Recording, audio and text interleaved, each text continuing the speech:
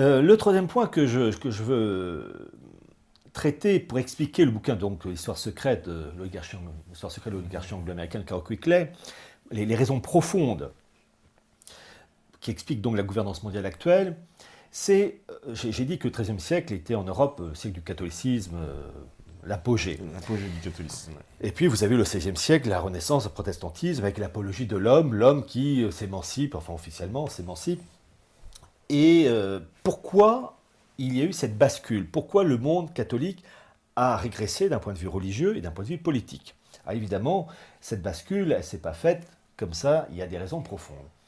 Et lorsqu'on s'intéresse aux faits, il faut voir les causes, et en particulier ce qui est très intéressant, l'ancien de Lassier en parle entre autres, dans son livre La Conjuration antichrétienne, il est très intéressant de voir qu'au XIIIe, XIVe siècle, vous avez des débats et des échanges intellectuels très profonds entre les élites juives, je cite par exemple Johann Alemanno ou bien Elie del Medigo, des élites juives avec des humanistes, Pétrarque, Marcille Ficin, Pic de la Mirandole, Reuchlin.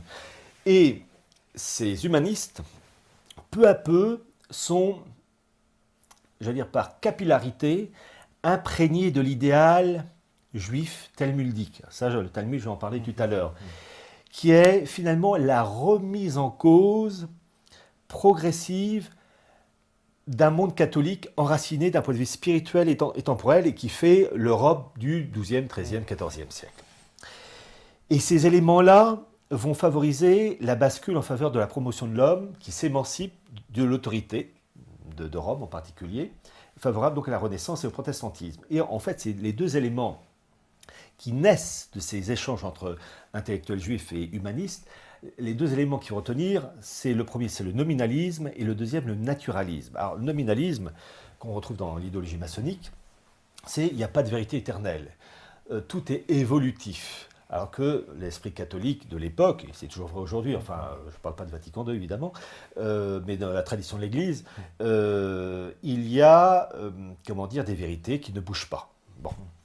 Dans le naturalisme, et ça c'est vraiment une caractéristique profonde qui va marquer toutes ces élites humanistes, Pic de la Mirandole, etc., il y a le rejet de plus en plus fort de toute transcendance, de toute révélation.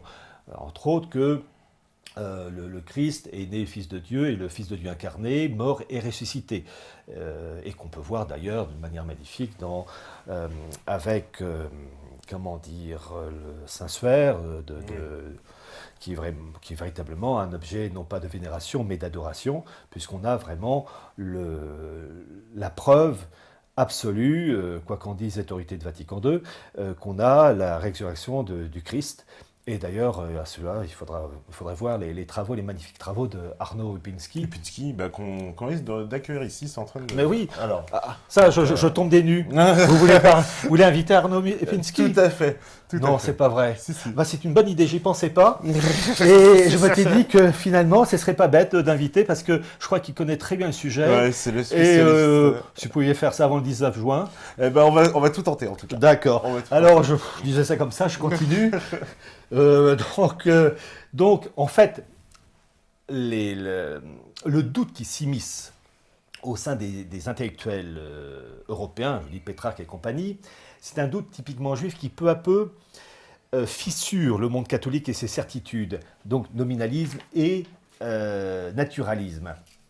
Et une chose qui est très intéressante, c'est que le monde catholique de l'époque, la tradition catholique, qui elle ne bouge pas au cours des siècles, mais à l'époque, a une vision, enfin en tout cas un concept qui dit que l'homme est de passage sur Terre et il doit sauver son âme, gagner son ciel. Et toutes les structures religieuses et politiques de l'époque, 12e, 13e, 14e, sont faites de telle manière que tout doit être fait pour permettre de sauver son âme. Et du fait de cette influence entre les intellectuels juifs, très nourris de la Kabbale et de ces humanistes, eh bien peu à peu, il y a l'amour des biens de ce monde, du matériel, de l'argent. Finalement, l'homme peut s'épanouir et être quelqu'un de bien avec le fric, la réussite matérielle. Alors, attention, qu'on cherche à réussir sa vie professionnelle, c'est évidemment une chose qui est tout à fait honorable. Mais quand ça devient l'alpha et l'oméga, là, c'est le matérialisme à combattre. Et c'est cet esprit-là qui peu à peu s'immisce dans les esprits, dans les mentalités de l'époque, où finalement, les biens de ce monde commencent à devenir la référence absolue. Et pour cela, eh bien, j'ai pris une référence très intéressante d'un d'un auteur qui s'appelle Jacques Attali, et qui dit ceci dans son livre Les Juifs, le monde et l'argent, page 124. Je cite Jacques Attali: « Dans ce monde brutal, régi par les rapports de force, la monnaie apparaît peu à peu comme une forme supérieure d'organisation des relations humaines, permettant de régler sans violence tous les conflits, y compris d'ordre religieux. » En fait, tout se paie. Hein. Bon. Les auteurs du Talmud, c'est un sort de code juridique, mais ça je parlerai tout à l'heure. Les auteurs du Talmud, pour la plupart marchands eux-mêmes, sont souvent des experts en économie. Mais la richesse n'est pas une récompense, c'est une charge. Le riche n'a pas à s'excuser de l'être. Il doit seulement prendre une plus grande part de responsabilité dans la gestion du monde. C'est très moderne, très moderne, avec des guillemets. C'est-à-dire qu'en fait, ces élites juives animées de l'esprit de la Kabbale, etc., vont insuffler au sein des élites européennes, et donc je citais Pétrarque et compagnie, et puis Glamirandol, le fait que l'idéal de jouissance matérielle doit prendre le dessus et qu'on a des responsabilités. Bon. Et pendant que je parle, j'ai oublié, et quand même je tiens à le faire, je reviens très rapidement sur le point précédent quand je parlais des maranes, une citation de Cécile Rhodes au sujet de ses fausses conversions au catholicisme.